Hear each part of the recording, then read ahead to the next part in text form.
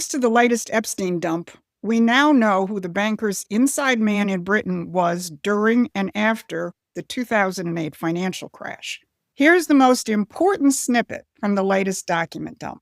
It's about Lord Peter Mandelson, and here's how Jeffrey Epstein describes him.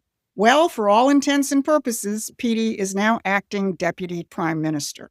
What was Jeffrey Epstein, who was in jail when that was written, and Lord Peter Mandelson doing in the aftermath of the 2008 financial crash? Remember, these discussions are going on while the bankers are being bailed out and the global financier elite are being saved. But instead of that story, here's what you're being inundated with. Now, if you read the TDS-infected press like The Guardian, you'll see headlines like, Trump news at a glance. Epstein files release shows emails with Trump officials, past and present. Or on the other side of the political spectrum, Fox News focuses on new Epstein documents include photos of Bill Clinton, shirtless in hot tub, socializing with Michael Jackson. Or if you want to go hardcore British psyops, The Telegraph says Epstein's links to Putin and Kremlin spies raise fears he was a Russian agent. Now here's what they don't want you to think about. The 2008 financial crisis was never really solved. The banks got bailed out at the expense of the American taxpayers and the economy. And now Donald Trump is finally taking down that criminal free trade system of the global bankers. On the very same day these new Mandelson revelations came out, Donald Trump was busy dismantling what is left of that old world order with dramatic new economic moves, including the creation of a strategic critical minerals reserve. Now, if you think this is a coincidence, you haven't been paying attention. And most important, it's not about sex and blackmail. I'm Susan Kokinda, and for months, I've been telling you that the big reveal in the Epstein files was about Peter Mandelson and how it had more to do with the 2008 financial collapse and the banker's empire than it did plane trips to an island. We're going to look at three things today. First, the new Epstein revelations on Mandelson and why Epstein called him the acting deputy prime minister during the 2008-2010 financial crisis. How President Trump is addressing the root causes of that financial collapse by abandoning the bankers' model of free trade. And third, how Project Vault, the new strategic mineral reserve, is a powerful reassertion of American economic sovereignty. So the real big casualty of this latest dump is Lord Peter Mandelson, the former British ambassador to the United States who had the assignment of trying to manage Donald Trump. That didn't work out so well. His was one of the first heads to roll in the first Epstein file release. He was forced to resign as ambassador. But now this new file dump has forced Mandelson to resign both from the Labour Party and to leave his seat in Parliament. And a few minutes ago, this headline just dropped. How King Charles could strip Mandelson of his peerage. Now, to the extent the American press has even mentioned Mandelson's resignations, they portray it as another disgusting episode in the world of jet-setting perverts. But that's only the subplot. They don't want you to look at the main storyline. Mandelson wasn't just socializing with Epstein.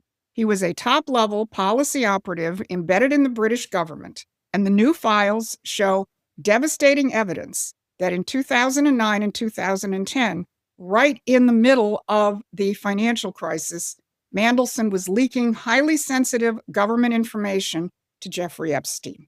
We're talking about advanced knowledge on bailouts and asset sales. Epstein was providing his clients with more than sexual services. Epstein was the fixer, Mandelson was the inside man. Remember, here's what Epstein told Ghislaine Maxwell in June 2009. That little Petey, which was his actual nickname for Mandelson, was, for all intents and purposes, practically the deputy prime minister. The real story is about policy. Perversions are the tool of the trade. So here's a few of the highlights of what little Petey did for Epstein. In June of 2009, he sent him a Downing Street memo on a £20 billion asset sale and said, interesting note that's just gone to the prime minister. 2 months later, he leaked a confidential banking memo 4 seconds after receiving it. In May of 2010, he tipped off about a 500 billion Eurozone bailout, saying, this should be announced tonight, just leaving number 10. And on May 10th, he gave Epstein advance notice of Gordon Brown's resignation. the prime minister, finally got him to go today. But it gets worse. Mandelson wasn't just leaking, he was fixing. In one of the newly released files, Mandelson advises Jamie Dimon, the head of J.P. Morgan, on the need to mildly threaten the Chancellor of the Exchequer. This is how the post-2008 system actually worked. A network of fixers, bankers, and political operatives ensuring that governments served financial institutions with bailouts, not national interests. Epstein connected the money, Mandelson opened the doors. And now the system that protection racket served is being challenged by Donald Trump. So when you see little Petey resign now, it's not because of compromising pictures of him in his skivvies. The acting deputy prime minister of the globalist order has lost his mandate because the financial system, which was kept on artificial life support by the post-2008 bailouts, is being dismantled. Now, since he came back into office, Donald Trump has been taking a jackhammer to the globalist system. His new Fed chair appointee has gone on record saying that the perpetual bailout policy of the Fed post-2008 was a disaster, and he's going to end it. Treasury Secretary Scott Bessent has said the mission of the government should be to support the real economy and household incomes, not the financial system. And now President Trump is cementing new trade deals, which throw free trade in the crapper. Now, the mainstream media wants to present Trump's policies as chaotic and disruptive, and it argues that it's the Europeans and people like Canada's Mark Carney who are the adults in the room. But let's look at who is failing their populations and who's actually protecting them. Now remember, just less than 2 weeks ago in Davos, Canada's Mark Carney and the EU's Ursula von der Leyen defiantly told the world that Europe, Canada, and the middle powers would forge their own way without Donald Trump's United States, and they would continue to carry the banner of free trade and windmills. Von der Leyen stood up on stage and boasted that the mother of all trade deals between the EU and India was coming, and it was signed on January 27th. As promised, that deal was based on the twin pillars of free trade and the fraud of climate change and green energy. But less than a week later, President Trump closed an American deal with Prime Minister Modi's India. In addition to reducing tariffs on both sides, which will go down to zero for U.S. exports to India, the deal announced a huge purchase of American goods by India. President Trump announced it in a Truth Social post. He said, the Prime Minister also committed to buy American at a much higher level in addition to over $500 billion of U.S. energy, technology, agriculture, coal, and other products. $500 billion in purchases from key sectors of the American physical economy. Now circle back to the European deal. They got no specific purchase commitments, hoping that the magic of the marketplace will, I guess, do its magic. And it's not just India where the globalists aren't faring so well with their trade deals. The EU trade deal with South American nations in Mercosur has sent Europe on fire. Tens, if not hundreds of thousands of farmers are demonstrating in Brussels, Paris, Ireland, and elsewhere because that deal will bring cheap South American products into Europe and wipe out what is left of their farmers. And let's not forget ex-central banker and now Canadian Prime Minister Mark Carney, who went to China last month and came back with a trade agreement that will open the Canadian market to Chinese EVs and finish off what's left of the Canadian auto industry. So much for the Europeans being the responsible adults defending the rules-based order from Donald Trump, the disruptor.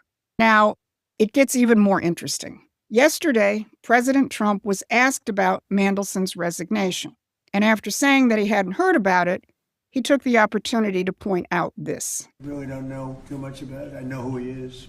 It's too bad. Speaking of Epstein, I will say this. A reporter named Wolf and Epstein conspired. This just came out yesterday in the millions of pages of documents, how crazy this is, conspired against me in order to fight like hell to make sure I lose the election. That's the only thing that was mentioned about me. Now, about Democrats, some really bad stuff, but about me, that Wolf, whoever Wolf is, he wrote a book, a couple of books, and Epstein conspired against me. But then the president said something even more important. You know, when Epstein was alive, nobody cared about him. When he's dead, they care about him. But it's really a Democrat problem. It's not a Republican, it's a Democrat problem. The only problem Republicans have is that we have to get back to, number one, running our country, and then number two, very importantly, letting the public know what a great job we're doing. We have the greatest economy in the history of the world. We have $18 trillion being spent. The record was $3 trillion many years ago, not by us, by another country. I won't say the country. Now, let's talk about how President Trump is building the greatest economy in the world. It is by rejecting everything that Mandelson and Carney and von der Leyen have spent their careers protecting, and by returning to the American system. You've been told your economic choices are free trade capitalism or some version of big government socialism. You have to choose one or the other. Let the markets destroy your living standards or let the government spending increase inflation. The American system is neither. It partners the government with private industry in ways that foster actual physical production. And on Monday, President Trump announced a stunning example of that. He announced Project Vault, the creation of a U.S. strategic critical minerals reserve supported by the Export-Import Bank. And here's how the head of the Exim Bank described it. Thank you, Mr. President. The President gave us a very clear directive. By clear directive, it was much more of an order for us to figure out how to, for the first time in American history, create a strategic critical minerals reserve in a way that would benefit the non-military manufacturing complex. And the challenge was enormous, not simply because it had never been done before, Mr. President, but we knew that you expected us to deliver in a big way, in a way that was scalable, in a way that was designed for long-term success, and in a way that would help revitalize our domestic mining industry. But most importantly, most crucially, that it not be subsidized by American taxpayers. And so that's exactly what we've done. Mr. President, what you've announced today is a truly uniquely American solution. It brings together our capital markets, which are the best and biggest in the world, with our manufacturers, our innovators, our miners, all pitching in to make this possible. Now, if you understand American economic history, you'll recognize what's happening here. The Exim Bank is being transformed into something resembling a mini national bank, a public-private partnership where government credit is directed towards strategic physical production, not financial speculation. And credit means the money gets paid back with interest. Now, Secretary Scott Bessent drilled down on the systemic importance of this. He's saying that we will no longer be a nation left to the mercy of a globalist-run free trade system. As you always say, economic security is national security, and a country does not have sovereignty if we don't have control of our critical minerals, don't have control of our steel production and our industrial base. And thanks to the work of everyone here through your leadership, this was a public-private partnership that only you could have assembled, and we are taking back our sovereignty, and we are going to have this Vault project, a strategic mineral reserve. And I can't tell you how innovative and exciting this is, and the level of security it is going to give us going forward is phenomenal. So let's look at what we covered. For decades, power came from controlling the money, controlling the free trade system, and subjugating nations and populations. Mandelson and Epstein were cogs in that imperial machine. Trump and his team are muscling that system aside and restoring the American system, a system you aren't even supposed to know about. Remember, 2 weeks ago, our trade ambassador, Jameson Greer, gave a speech at Davos entitled, "The Hamiltonian Economic System That Too Many Have Forgotten." Now, here at Promethean Action, we never forgot the American system. And that's why we've been at the forefront of the fight to support the Trump administration's revival of it. Because Mandelson's fall isn't just a scandal. It represents something much bigger. The fixers who manage the old system are being exposed at the same time that the globalist system itself loses its grip, thanks to Donald Trump.